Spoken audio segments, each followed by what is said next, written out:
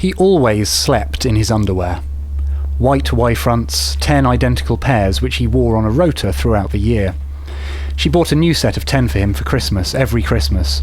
Their present buying was uninspired, to say the least. Last year's batch were from Primark, but you'd be hard-pressed to distinguish them from this year's, which came from the discount shop up the road. This discount shop was called Credit Cruncher, a name slightly less amusing now than it had been when the phrase credit crunch was first coined. She still found the shop's sign quite entertaining, though.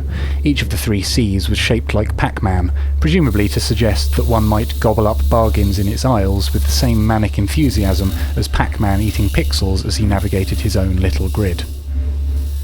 It was the middle of November now, so the 10 pairs of underwear had each been worn and washed roughly 32 times. You wear a pair of Y-fronts 32 times and the elastic begins to sag. You wash them that much, and the white becomes not quite as white as it had been to start with. As grotty as they were, his preference for wearing them to bed was not a problem for her. If anything, the extra layer of fabric that separated their respective genitalia was a merciful relief. His snoring wasn't a problem either.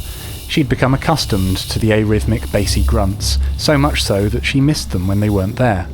Sometimes she would deliberately yank the duvet, partially unwrapping the sausage roll he'd made of himself with it, to kick-start his nasal rumblings.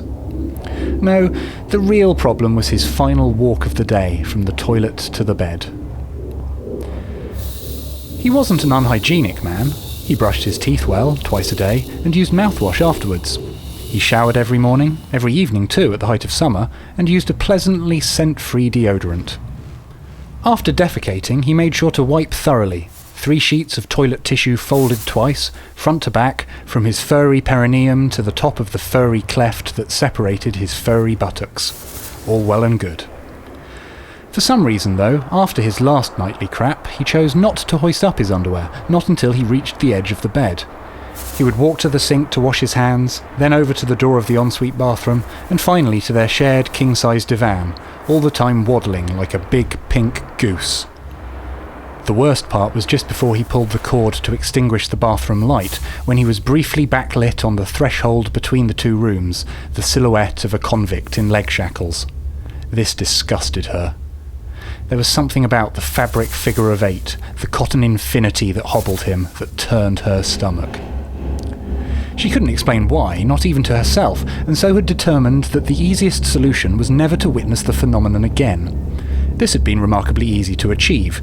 All she had to do was ensure that he went upstairs to bed a good 15 minutes before her, so that when she followed him he would already have had time to complete his ablutions, return his Y-fronts to the part of the body they were designed for, and curl himself up on his side of the mattress.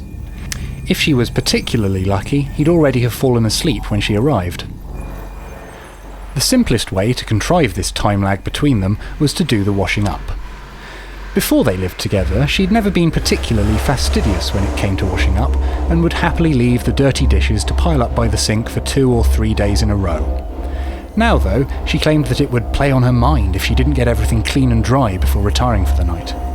And so, as he was toothbrushing and arse-wiping and duck-shuffling toward bed, she stayed safely downstairs with the crockery, cutlery, pots and pans. Today, she had something new to wash up. Earlier in the week, he had burst through the front door at 5:30, pleased as punch with a new purchase he'd made.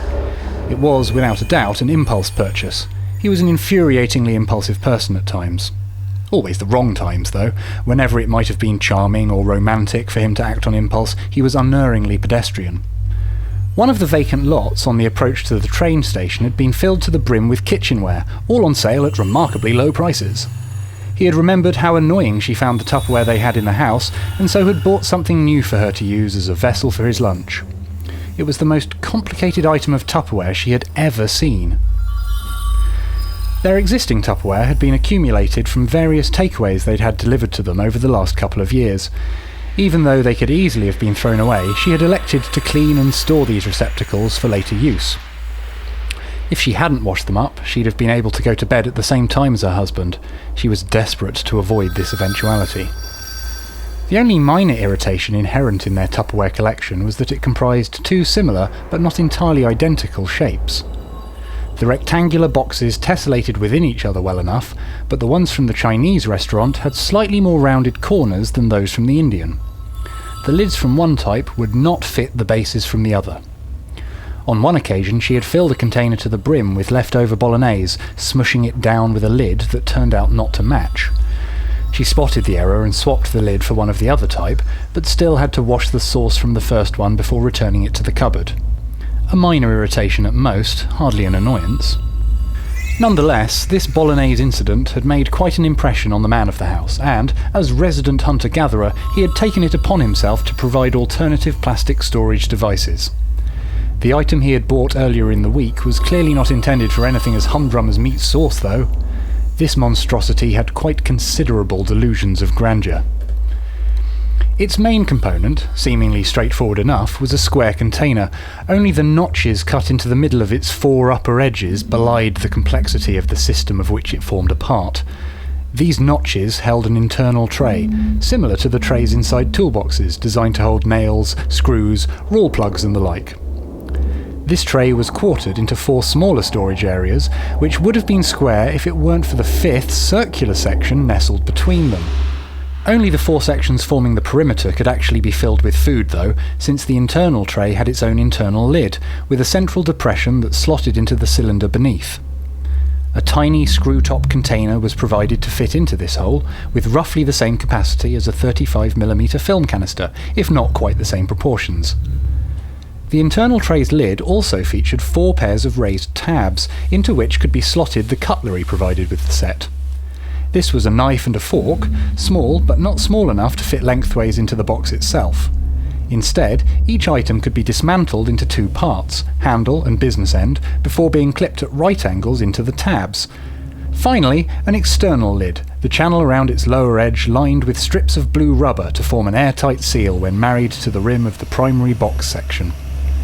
Unfortunately, even though the rubber formed a seal, it did not hold the lid in place when the contraption was inverted.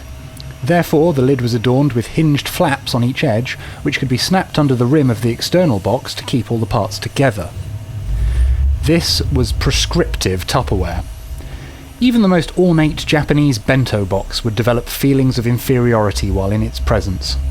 It demanded to be filled with unnecessarily fancy, multi-ingredient lunches, nothing as basic as a sandwich or a portion of macaroni cheese.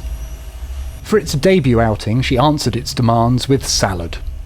Lettuce and spring onions in the bottom, salad dressing in the screw-top cylinder. That seemed logical. She could see a modicum of benefit in keeping your salad ingredients separate until they were ready to be eaten, although he'd never previously complained when she'd provided salads ready mixed in a single container. The internal tray was more tricky. She'd normally include more radishes than could be accommodated in one of its quarters, and it took a while before she managed to cut the perfect length of carrot stick for another. Not wanting to waste the offcuts, she popped them into her mouth. It was not a satisfying snack. In the third quarter she placed some cherry tomatoes, but only the ones that were small enough that they wouldn't burst when the lid was fastened in place. She couldn't think of anything to put into the last quarter, but it felt wrong to leave it empty. A few peanuts would have to do. After work he had left the Tupperware by the sink, ready to be cleaned later that evening. He gave no indication that he'd enjoyed the lunch it had contained any more than he'd enjoyed her previous lunches. He didn't mention it at all. She hadn't expected that he would, really. They exchanged perfunctory "how was your day" pleasantries, watched the evening news, ate dinner in near silence, watched some more television, and then he went up to bed while she went to the kitchen to wash up. The dinner things were easy to deal with. Sufficiently hot water and a good squirt of fairy liquid made the grease just slide right off. But the Tupperware was a nightmare. Too many corners. Every nook and cranny had to be individually addressed, the sponge scourer poked into them with the tip of an index finger. This served to remove some of the varnish she'd so carefully applied to her fingernails the night before. The cylindrical vessel was too narrow even for this approach, so she gave it a blast of water from the tap to remove the dregs of salad dressing.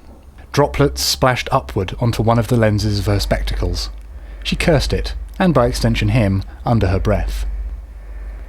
As she was washing the final parts of the apparatus, the constructible cutlery, she heard the flushing of a toilet in the ensuite above. She knew what this sound presaged. Even though she couldn't see it, the mental image she retained produced an involuntary shudder of repulsion. She slotted together the two halves of the plastic knife and wondered whether it would be sturdy enough to pierce the skin and muscle that protect a human heart. He wouldn't be able to run very fast wearing his underwear that way, and the tiled floor of the bathroom would be pretty easy to clean. She looked at the knife again, took it apart, and placed it into the drying rack alongside its bifurcated fork companion.